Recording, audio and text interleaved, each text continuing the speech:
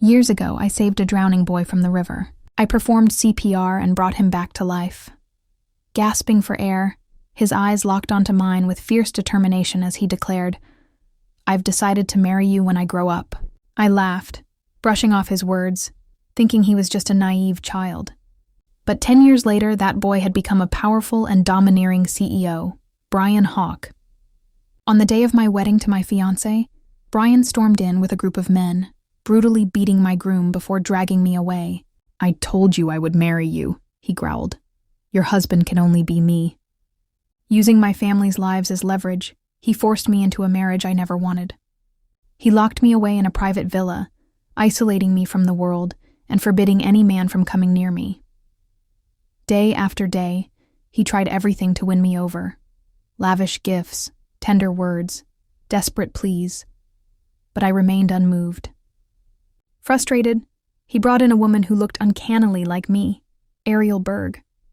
Brian gave her everything: affection, attention, and blind devotion. Ariel reveled in her power. One day, drunk on jealousy and pride, she forced her way into the villa. Her eyes blazed with malice as she sneered, "Who is this cheap imposter pretending to be me, seducing my man? I'll rip her apart." That day, she stripped me bare, cut out my tongue, and ordered the bodyguards to violate and humiliate me. By the time Brian arrived, it was too late. Ariel dragged my battered, lifeless body to his feet, a twisted smile on her lips. "Darling," she cooed, "this woman had plastic surgery to look like me and tried to steal you away, so I killed her, for you." Brian Hawk had always been obsessed. From the moment I saved him, he vowed to marry no one else. For 3 years, he kept me imprisoned in that gilded cage, showering me with gifts and relentless affection. But I never returned his feelings. I couldn't. And when Ariel entered the picture, things only got worse. She played the part of the perfect partner while Brian, twisted by obsession, tormented me further by sending videos of their intimate moments to my phone. I sat in the courtyard one afternoon, staring at yet another message when I heard voices outside the villa walls. "Brian comes here every few days," a woman whispered. "Today I want to see what kind of treasure he's hiding in this villa." "But didn't Mr. Hawk declare this place a restricted area?" Another replied nervously. "No one's allowed inside. I heard that someone once peeked inside and Brian broke his hands, gouged out his eyes," another said. "Isn't it dangerous?" Ariel laughed coldly. "He dotes on me, he won't care." Dread coiled in my stomach. No one knew better than I how dangerous Brian Hawk could be. His possessiveness knew no limits. Once, a man sneaked into the villa and caught a glimpse of me.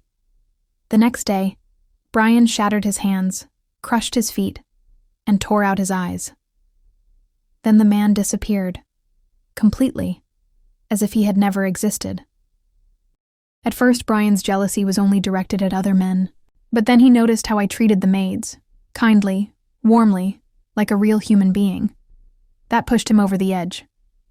In a fit of rage, he fired all of them and insisted on doing everything himself. No one but him was allowed to even look at me. Now, Ariel and her companions were about to step into his forbidden sanctuary, and I knew someone was going to die. I knew they were in danger. I stood abruptly, heart pounding, rushing to warn them before it was too late. But the moment I stepped outside, I came face to face with her, Ariel Berg, the woman who looked almost identical to me. Before I could utter a single word, she slapped me, hard. My head snapped to the side as pain bloomed across my cheek. Her eyes burned with pure hatred. "Where did this cheap woman come from?" she hissed. "How dare you disguise yourself as me and hide in Brian's villa? Do you actually think you can compete with me for his love?" Another slap stung my skin, sharp and merciless. "You low-class imposter! Do you even know where you are?" Ariel's voice dripped with venom as she stepped closer, towering over me. "You deliberately made yourself look like me to seduce Mr. Hawk, didn't you? You threw away your dignity just to climb the social ladder. Pathetic." In that moment, I finally understood. This was the woman Brian had found to replace me, the one who shared my face, but none of my soul. Because I had rejected him. Because I had never returned his feelings, no matter how extravagant the gifts or obsessive the affection. He had gone out and found someone who resembled me. Someone he could control. Ariel Berg. Now, she stood in front of me, eyes blazing with jealousy, her presence crackling with cruel entitlement. "You whore," she spat. "Brian is madly in love with me. You think you can take my place? You even had plastic surgery to look like me, didn't you? You want to steal my life, my man." Her arrogance was suffocating. I didn't dignify her accusations with a response. Instead, I said calmly, "You shouldn't be here. Leave now before Brian arrives. If he finds you here, not even he will be able to protect you." But instead of fear, her face contorted with rage. She lunged forward, grabbed a fistful of my hair, and yanked my head back viciously. "Brian is mine. I can go anywhere I damn well please. You're just scared. Scared I'll ruin whatever pathetic game you're playing in here." Her grip tightened. "You're nothing but a parasite. Today I'll show you what happens to women who try to take what's mine." Without warning, she kicked me hard in the stomach. I crashed to the ground, my body hitting the sharp gravel beneath. A sharp, stinging pain erupted in my forehead as it struck the rocks, a gash tearing open above my brow. Blood trickled down my face. I raised a trembling hand to touch the wound, then looked up at her, at this woman who wore my face but none of my humanity. "Aren't you afraid Brian will find out about this?" I asked, my voice cold, despite the blood and pain. Ariel sneered. "Brian is obsessed with me. If I so much as get a paper cut, he panics for days. Even if he finds out, what can he do? You think he'd punish me for hurting you?" The women surrounding her laughed, their mockery cutting deeper than any blow. "That's right. Everyone knows Mr. Hawk fell for Ariel at first sight. You're nothing but a sad little imitation." "Ariel, women like her throw themselves at Mr. Hawk all the time. She probably thought she could trap him with that face. Let's teach her a lesson. Show all these desperate women who the real Mrs. Hawk is." Their voices echoed like venomous chants, circling me like vultures. And I knew this wasn't about love. It was about power. And I was at the heart of a war I never asked to fight. Their words dripped with venom, and the way they looked at me, hungry for destruction, twisted my stomach into knots. But I didn't flinch. Instead, I lifted my chin and met Ariel's eyes head-on. "You should ask Brian who I am." She arched a brow, then laughed, a cruel, mocking sound. "A nobody like you? You think I need to ask about your identity?" Her voice oozed disdain. "I am Brian's chosen woman. The Berg family is the Hawk family's most important business partner. Who the hell are you? What right do you have to challenge me?" Then her expression turned colder, her smile razor-sharp as she turned to the women behind her. "Strip this bitch. Let's see if she copied my body too." At her command, her so-called friends lunged toward me, grabbing at my clothes with vicious delight. I fought back, panic rising in my throat. Their hands were everywhere, yanking at the fabric, laughing like hyenas circling prey. In desperation, I screamed, "Stop! I am Brian's wife!" The women froze. Even Ariel stepped back slightly, squinting at me. "What did you say?" she asked slowly. "I'm Brian's wife," I said again, my voice shaking but firm. "You're the substitute he found. If he finds out what you've done to me today, he won't spare you." I thought the truth would stop them. I thought it would make them afraid. I was wrong. They burst into laughter. Loud, mocking, cruel laughter. "Did you hear that? This bitch actually thinks she's Brian's wife. She looks a little like you, Ariel, and suddenly she thinks she's the real one. Mr. Hawk takes you everywhere. She's just some hidden side piece locked away like a shameful secret." Ariel's face twisted with vicious amusement. "I gave you the benefit of the doubt," she said. "I thought maybe you were at least clever enough to stay quiet, but you're just a delusional little idiot." She crossed her arms, her tone full of mockery. "Brian and I have been together for years. I've never heard a single word about a wife. If you were really married to him, would he have locked you away in this forgotten villa, like some dirty secret?" Then she snapped her fingers. "Strip her. Don't leave a single piece of clothing on her." Her friends surged forward again, grabbing at me, tearing at the remaining fabric with glee. They didn't understand. No one did. They didn't know the reason this villa stood empty, why I was hidden here like a ghost. Brian owns all this land. No one is allowed here without his explicit permission. This place used to be full of bodyguards and maids, until he fired them all. His jealousy consumed him. He didn't want anyone, man or woman looking at me. He wanted me all to himself. He locked me away and erased me from the world. And now, that isolation had become a weapon against me. They didn't believe I existed. They didn't believe I was the one he'd married. As my clothes were ripped away, my panic turned into terror. I fought, thrashed, screamed. I'm Brian's wife. If you don't believe me, call him. Call him now.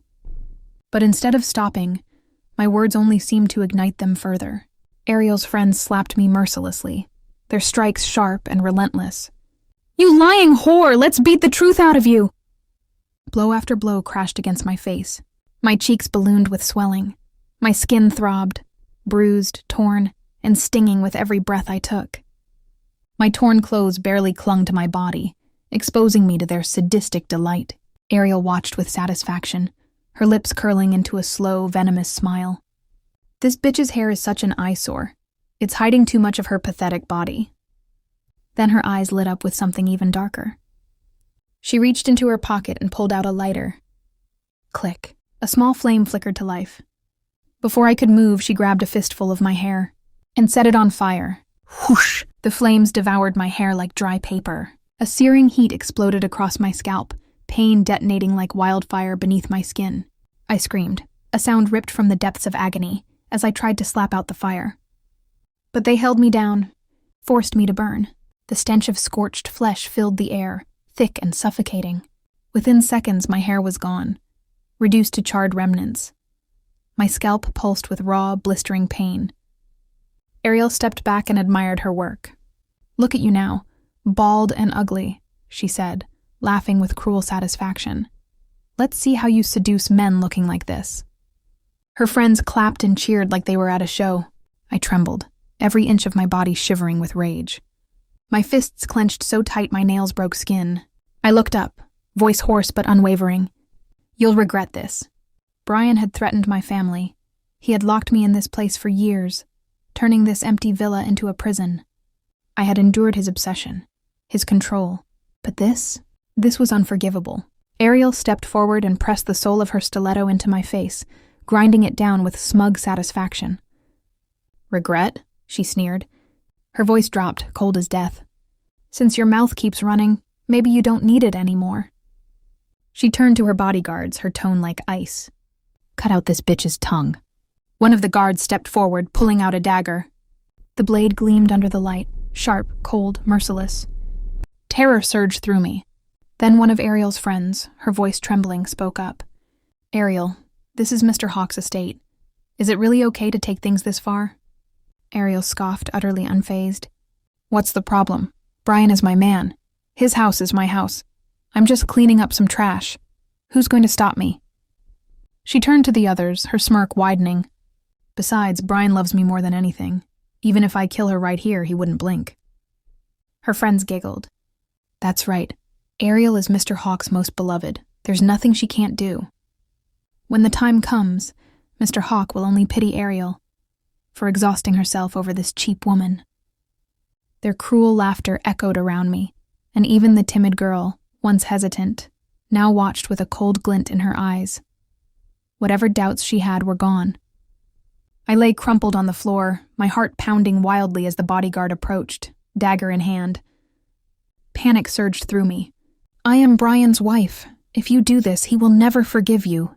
But my cries were swallowed by the room's vicious energy. The bodyguard knelt beside me, the blade cold as death pressing against my lips.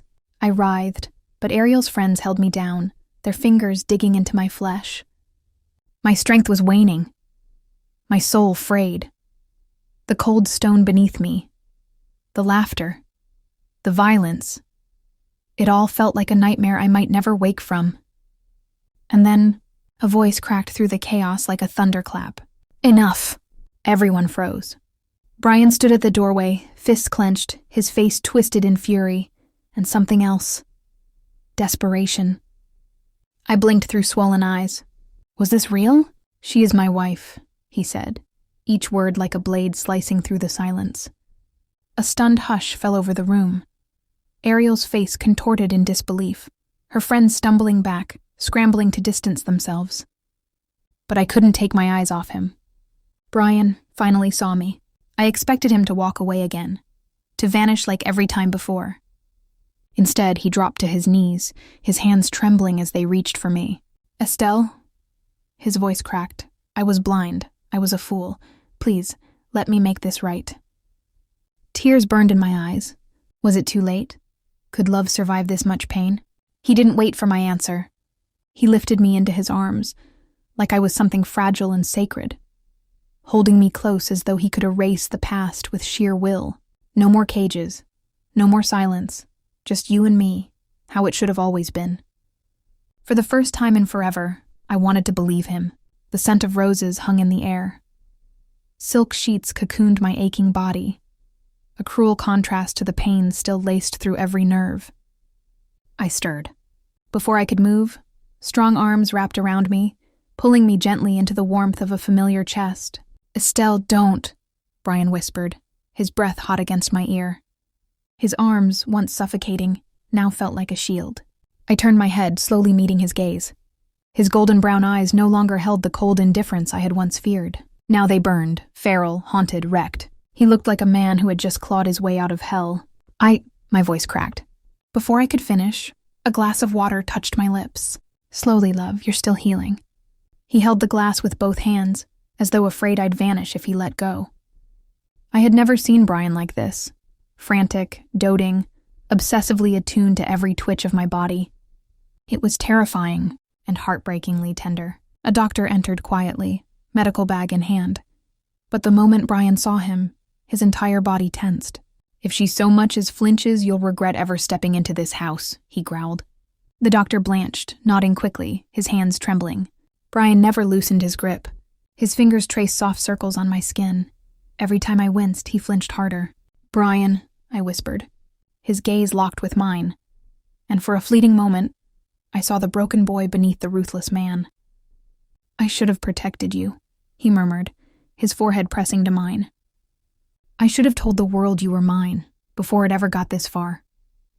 I touched his face, my fingers brushing along the sharp lines of his jaw.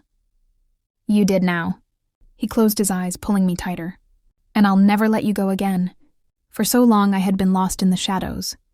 Hidden, silenced, forgotten. But now he saw me. He loved me. And for the first time I believed that was real. But so was my pain, and I would not let it be forgotten. As Brian carried me out of the place that had been my prison, Ariel and her so-called friends trembled.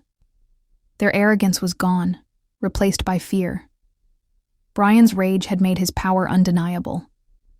No one dared oppose him now.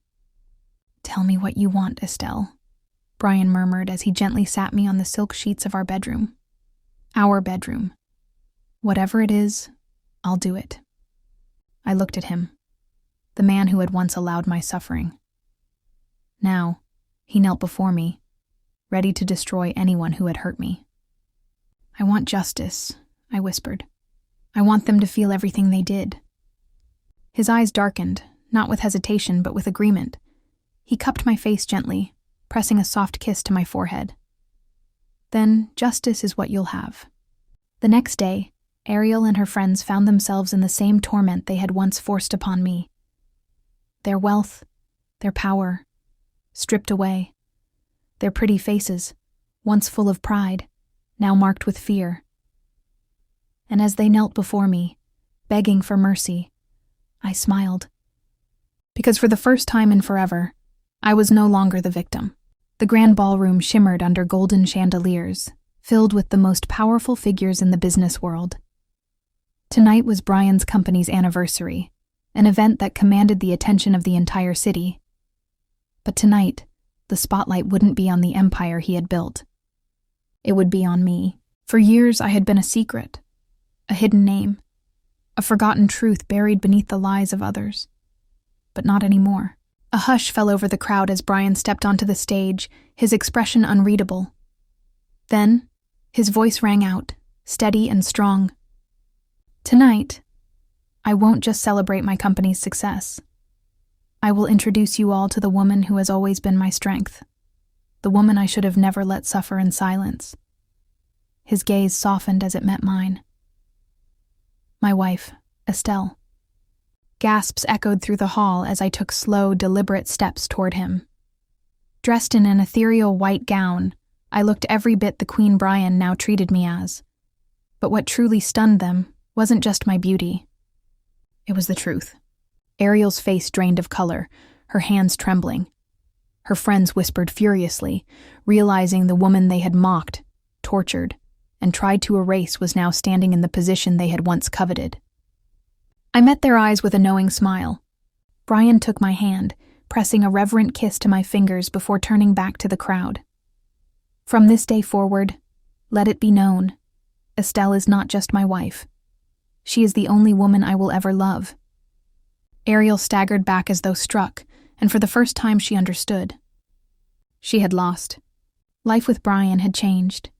He was no longer the cold, untouchable man he once was. Now, he was devoted, relentless in his love, constantly apologizing, treating me like the most precious thing in the world. Every morning, he woke me up with soft kisses. Every night, he held me as if he feared I might disappear.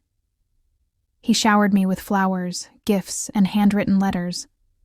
But more than anything, he gave me his time, his unwavering presence. Today I decided to bring him lunch at the office, something I had never done before. Being the wife of Brian Hawke was a quiet, powerful position, and though the world knew my name now, I rarely appeared in public. But today I wanted to surprise him. I arrived at Hawke Enterprises, 2 of my female bodyguards trailing behind me. The moment I stepped onto the office floor, everything fell silent. Whispers spread like wildfire. The madam is here. She's even more beautiful in person. I paid them no mind, making my way to Brian's office with a soft smile. He had no idea I was coming. But as soon as I opened the door, I froze. Ariel was there, and she was naked. Behind me, my bodyguards tensed. Ariel smirked, not bothering to cover herself. "Surprised, Estelle?" she purred, her voice dripping with venom.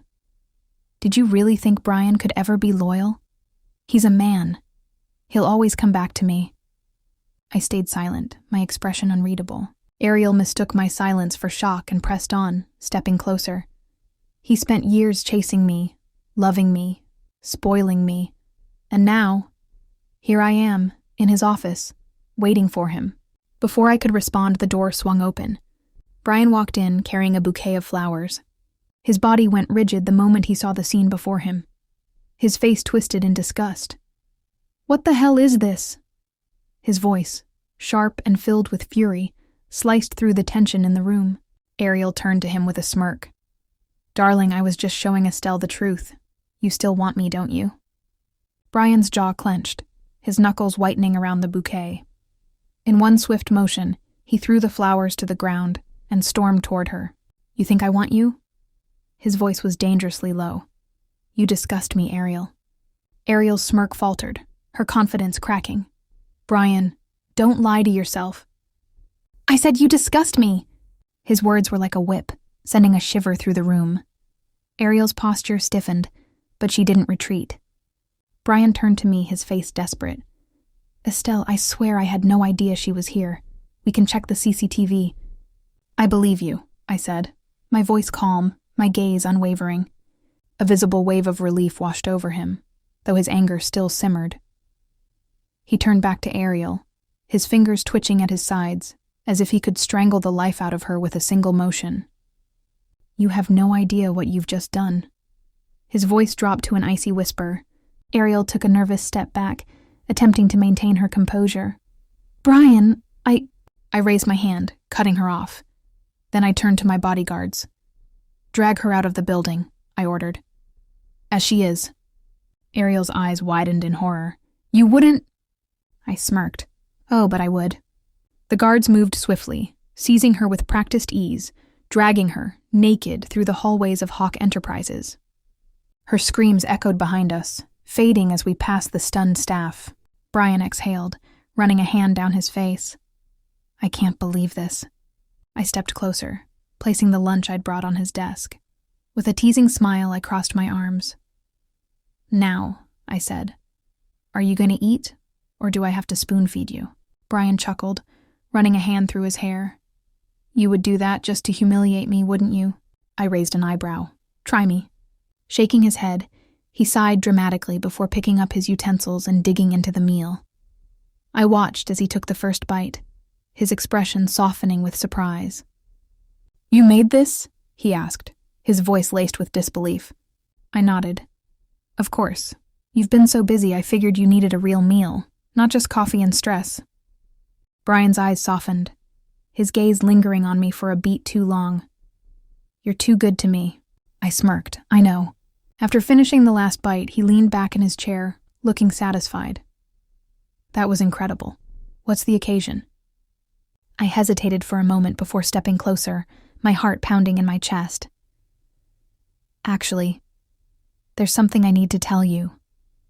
Brian immediately straightened, his full attention on me. "What is it?" I took a deep breath, placing a hand on my stomach. "I'm pregnant." Silence. Brian blinked. Once, twice. Then he fainted. I gasped as his body went limp, collapsing into me. "Brian!" I shouted in panic, shaking him. "Brian! Guards, call a doctor now!"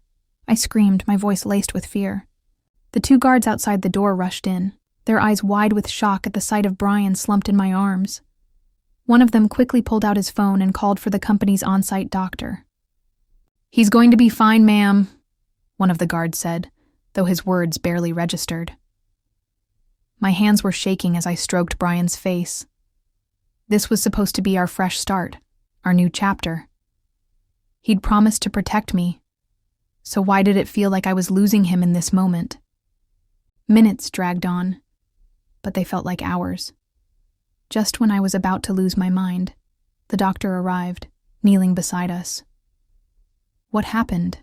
he asked, checking Brian's pulse. I swallowed hard, my voice barely a whisper. I told him I was pregnant, and then he just fainted.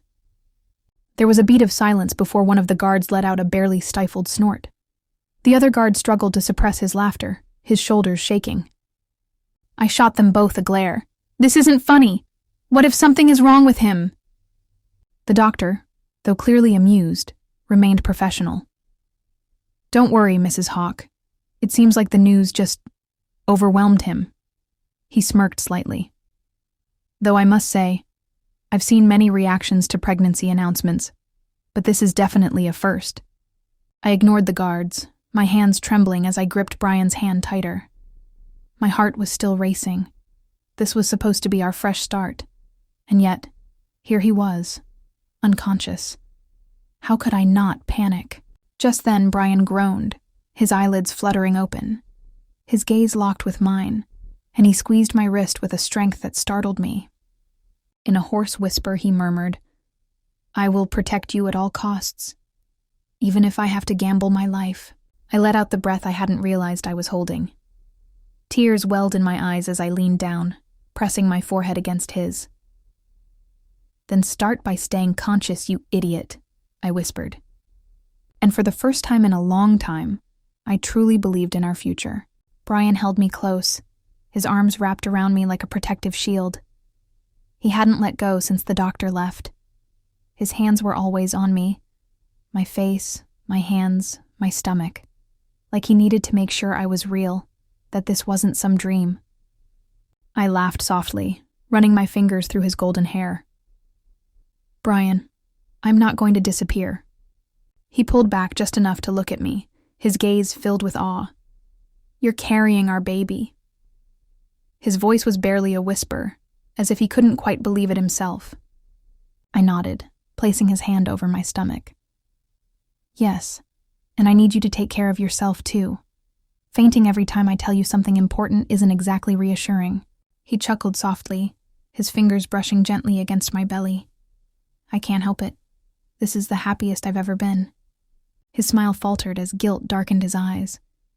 He brushed a kiss over my knuckles, his voice softening. "I hurt you so much before. I controlled you, locked you away. I almost lost you." His grip tightened around me, his voice pleading. "I won't make that mistake again. I'll spend the rest of my life making it up to you, and to our baby." Tears pricked my eyes, but they weren't from sadness. You're already making it up to me, Brian. He leaned down, pressing a kiss against my stomach, his voice barely above a whisper. I will protect you both with my life. No one will ever hurt my family. I ran my fingers through his hair again, smiling softly. Then start by eating your lunch, Mr. Overprotective. He sighed dramatically but obeyed, taking a bite of the meal I'd prepared for him. I laughed, feeling something warm settle in my chest. For the first time in a long time, everything felt right. I wasn't just Brian Hawk's wife anymore. I was his partner, the mother of his child, and the woman he truly cherished. As I looked at him, so devoted, so in love, I knew our future would be brighter than our past. As Brian ate, I watched him, savoring the peace that finally seemed to settle between us. There was a tenderness in his actions, a softness that felt entirely new. In the past, everything had been intense, his control, his obsession. But now, as he shared a simple meal with me, there was a new light in his eyes. He was no longer the man who held me captive in a gilded cage. He was the man who wanted nothing more than to care for me and our child. I took a deep breath, still trying to absorb everything, the revelations, the changes, the fear and doubt that had nearly torn us apart. But now, as I looked at him, I felt hope. Real hope. For the first time in so long, I believed in the possibility of happiness. Brian, I said softly, my voice trembling, do you think we can really start over? He stopped mid-bite, his gaze locking with mine. The intensity in his eyes made my heart race. He placed his fork down gently, then reached for my hand, holding it firmly, yet tenderly. We've already started, Estelle. This is our new beginning. I promise you, I'll never make the same mistakes again. I nodded, feeling warmth flood my chest. I just want us to be happy, to be a family. His expression softened, and he cupped my face in his hands, his thumb brushing away the tears I hadn't even realized had fallen. We will be. I swear it. I'll do whatever it takes to make sure you're safe, that our baby is safe. I was blind before, but I see you now, Estelle. I see you for who you truly are. My heart swelled, and I felt my body relax in his embrace.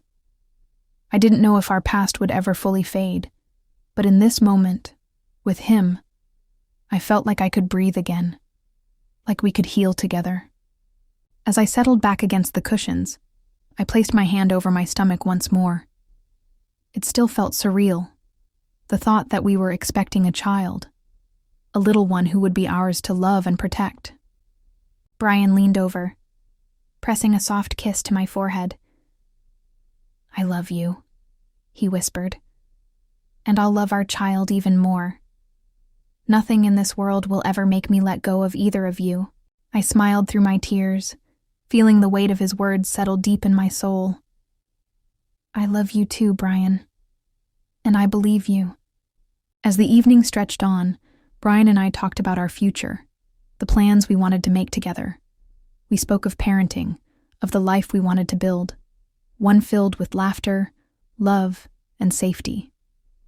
We knew there would be challenges ahead, but we also knew we were strong enough to face them together. Brian stood, walking to the window, his eyes scanning the horizon. He turned back to me, a determined look on his face. I'm going to be the best father I can be. I'll show you every day how much you mean to me. I nodded, watching him with love swelling in my heart. For the first time, I felt certain about our future, about the family we were about to become. The world outside may have been full of uncertainties, but in that moment, I knew we had everything we needed. Each other. As night fell, we sat together, our hands intertwined, our hearts beating in sync. We were no longer prisoners of our past. We were free. Together. Forever. And for the first time in a long time, I truly believed that nothing, no one, could tear us apart.